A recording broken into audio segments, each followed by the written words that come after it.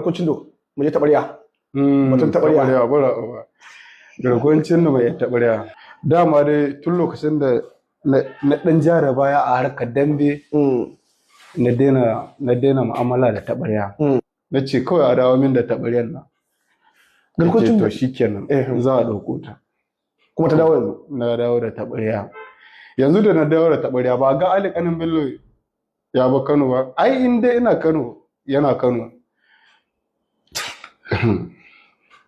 Ai yanzu ni Ali Kanin Bello mun kulla ta da shi. Dambe ne kawai wallahi ba. Kamar da an dawo kamar da. Shi da yake cewa yana nema na kaman abincin da yake. Wannan magana sarki bari magana sarki. Sarki Ali Kanin Bello ka wannan maganar ba.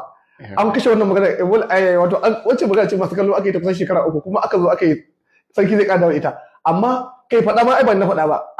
To a lokacin da yake magana yana nema na kaman abin yanda yake nema na bai neman abincin da yake ci haka.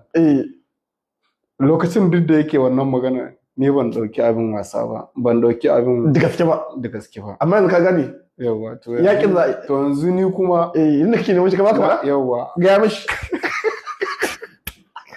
wallahi da bai ga mishi shi ba ni ma kawai yazo a fafata yawa shi ba ruwa na wallahi yazo kawai duk inda mun kadu dambe ne wallahi yawa ba gudu ba tsoro kuma ya san wahala wallahi. To na dawo da taɓarya ka zo kawai mu yi. Ya san ta kuma ko? Ya san wuyar ta wallahi ya san wahala.